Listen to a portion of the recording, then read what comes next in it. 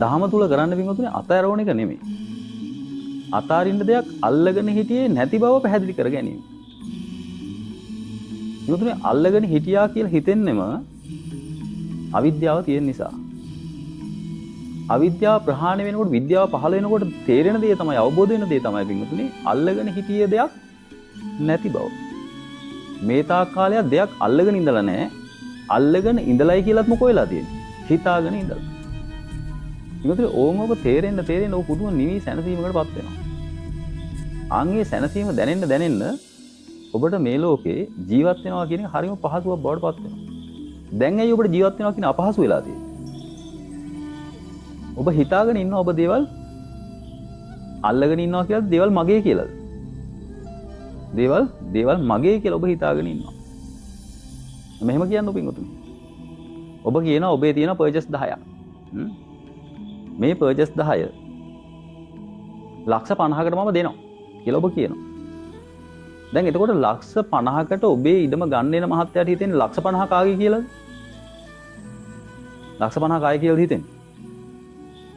ඒ එන කෙනාගේ ලක්ෂ 50 කියලා හිතෙනවා. ඉඩම කාගේ කියලා හිතනවද? ඔබේ කියලා හිතෙනවා. ලක්ෂ 50 එන මහත්තයාගේ ඉඩම ඔබේ. දැන් ලක්ෂ 50 දීලා ඉඩම දෙනවා නේද? දැන් ලක්ෂ 50 නම් පින්වතුනි ඔබේ අතට ලැබුණානේ. ඉඩම කොහෙටද ලැබුණේ? ඈ? ඉඩම තාම තිබුණ තැනම තමයි. ඉඩම තාම තිබුණ තැනමයි. ඉඩමට කිසිම වෙනසක් වුණාද? ඉඩමේ මායින් කණුවක්වත් වෙනස් වුණාද? පර්චේස් 10 තිබුණ පර්චේස් 10 එහෙම්මම තියෙනවා. එක මායින් කණුවක්වත් වෙනස් වුන්නේ නැහැ. හැබැයි ලක්ෂ 50 දීලා ඔබ මොකක් හරි ලියවිල්ලක් ලියලා දැන් ඔබ කියනවා ලක්ෂ 50 මගේ පර්චේස් 10 අහවල් කෙනාගේ. මං අහන්නේ පර්චේස් 10ට ඔබ මොකද්ද කළේ? ඔබේ නොවෙන්න සහ අනික් කෙනාගේ වෙන්න. පර්චේස් 10ට මොකද කළේ? විනෝද පර්චේස් 10ට කිසිම දෙයක් ඔබ කළේ නැහැ. ඔබ මොකෝ කිව්වේ අර ආපු මහත්තයාට? මෙච්චර කාලයක් මේ පර්චේස් 10 මගේ කියලා මම හිතාගෙන හිටියා. මේ පර්චේස් 10 මගේ යන හැඟීම අයින් කරගන්න. මට දෙන්න ලක්ෂ 50ක්. මොකක් කරගන්නද? මගේ යන හැඟීම අයින් කරගන්නම් මට ලක්ෂ 50ක් දෙන්න. එතකොට මම ලක්ෂ 50 මගේ කියලා හිතාගෙන පර්චේස් 10 මගේ නෙමෙයි කියලා හිතා ගන්නවා. ඔයා හිතා ගන්න එතකොට පර්චේස් 10 ඔයාගේ කියලා. දැන් පින්වතුනි වෙනස් කරලා තියෙන්නේ ඉඩමේ මොකක්වත්ද?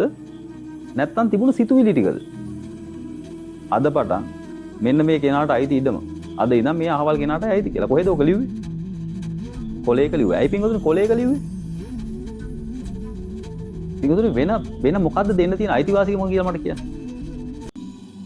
තව කෙනෙක් ඇහිලා තව කෙනෙක් ගෙයි කියලා කිව්වොත් නැත්තම් ඉඩම දුන්න කෙනාම ආයි කිව්වොත් නෑ මේක මගේමයි කියලා. පින්වතුනි ඉදිරිපත් කරන්න අපිට සාක්ෂියක් නෑ නේද? අන්න ඒ නිසා හදාගෙන තියෙනවා පින්වතුනි සාක්ෂියක් විදිහට අපි කොලේක මේක සටහන් කරගමු.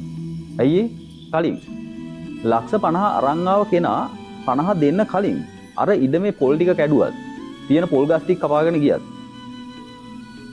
ලක්ෂ 50 අරගෙන ආපු මහත්තයාට ප්‍රශ්නයක්ද?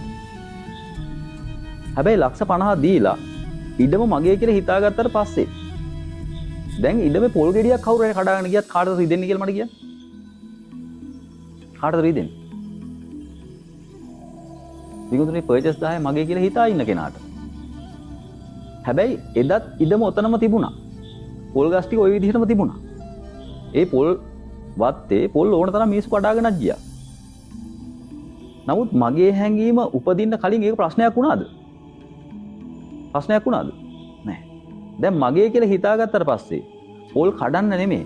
ඒ වත්තේ කවුරු හරි ඉන්නවා දැක්කත් මොකෝ වෙන්නේ? ගිනි ගන්න නැද්ද? අර ප්‍රසාදමත් හිතට මොකෝ වෙන්නේ පොඩ්ඩක් හිතලා බලන්න. මොකද තමන්ගේ කරගත්ත ගමන් පෙරපසු නොවි ආපු එක මොකද්ද කියලා පොඩ්ඩක් හොඳට විශ්ලේෂණය කරලා බලන්න. මොකක්ද ආවේ? අයිතිවාසිකමක් කොහෙන්වත් ආවද? නැත්තම් සිතුවිලි දෙකක් වෙනස් කරගත්තද? සිතුවිලි දෙක වෙනස් කර ගැනීම තුල ආවේ මොකක්ද ඊට පස්සේ? පිටුතුනේ දුක කියන එකක් උදා වෙන්න පටන් ගත්තා. මෙච්චර කල් එහෙම ප්‍රශ්නයක් තිබුණේ නැහැ. හැබැයි දැන් ඔන්න ප්‍රශ්නයක් එන්න ගත්තා. එහෙනම් තේරුම් ගන්න පිටුතුනේ මේ සිතුවිලි හරහා මගේ කියලා දේවල් එකතු කරගන්න තාක්කල් මොකද්ද වෙන්නේ? මගේ නම් ඒ දේවල් කොහොම තියෙන්න ඕනද? මට ඕන විදිහට තියෙන්න ඕන. දැන් මගේ උණ ගමන් පින්වතුනි මට ඕන විදිහට තියෙන්න ඕන කියලා ටිකක් ගොඩ නැගෙන්නේ නැද්ද? ඒවත් මොනවමද? ඒත් සිතුවිලි ටිකක්ම තමයි. සිතුවිලි උපදින්නේ කොහෙද? හිතේ. හිතේ උපදින දේවල් වලට කියන සිතුවිලි කියලා. මගේ දේවල් හැදුනාට පස්සේ මගේ දේවල් තියෙන්න ඕන විදිහක් තියෙනවා. අන්න පින්වතුනි ඒ විදිහට නැති වෙනකොට දැන් මොකෝ වෙන්නේ? දැන් ඒත් හිත ගිනි ගන්නවා. පොඩ්ඩක් හොඳට හිතලා බලන්න. හැබැයි ඒක මගේ වෙන්න කලින් මොකද්ද තිබුණ ප්‍රශ්නේ? කිසිම ප්‍රශ්නයක් තිබුණාද? නැහැ. එහෙනම් ප්‍රශ්නේ එන්න පටන් ගත්තේ කවද්ද කියලා පොඩ්ඩක් බලන්න. ප්‍රශ්නේ එන්න පටන් ගත්තේ කවද්ද? ඔබේ ජීවිත අත්දැකීම් වලින් බලන්න මේ කියන එක. මේ මම කියන කතාවම අහන්න එපා. මේ කතාවට ගැළපෙන කතාවක් ඔබේ ජීවිතෙන් ඇදලා අරගෙන ඔබ බලන්න. නැත්නම් ඔබට මේක තේරෙන්නේ නැහැ මේ කියන කාරණාව.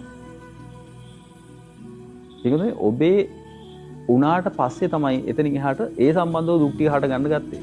එහෙනම් ඔබේ ජීවිතේට ඔබේ කියලා 100ක් දේවල් තියෙනවා නම් හිතලා බලන්න පිටුතුනේ දැන් දුක් කීයක් විතර තියෙනවද කියලා ඔබේ ජීවිතේ. පිටුතුනේ මම මේ කියන්න යන්නේ ඔබේ කියලා හිතෙන සිතුවිල්ල බව තේරුම් ගන්න කියලා. මිසක් ඒක ඔබේ උනේ නැති බව තේරුම් ගන්න කියලා මේ කියන්නේ. අන් එදාට මොකද්ද වෙන්නේ? පිටුතුනේ අන් එදාට ඒකට මොනවා වුණත් ඔබේ හිත රිදෙන්නේ නැහැ. හැබැයි ඒක පරිස්සම් කර ගන්නවා කියන කාරණාව. ඒ කියන්නේ ඒක තියෙන්න ඕන විදිහක් තියෙනවනේ පිටුතුනේ සම්මතේ. ආන්ගේ සම්මතය තුල තියන්න ඔබට පුළුවන්. හැබැයි සම්මතය තුල තිබුණ නැහැයි කියලා ඔබේ හිත ගිනි ගන්නෑ. සම්මතය තුල තිබුණයි කියලා ඔබේ හිතට අමතර සතුටක් එන්නේ නැහැ. ඇයි ඒ? පිටුතුනේ ඔබ දුක සැප කියන එක නැත්තම් සතුට දුක කියන එක ඕන් ඔය දෙක අධ්‍යයනය කරපු කෙනෙක්.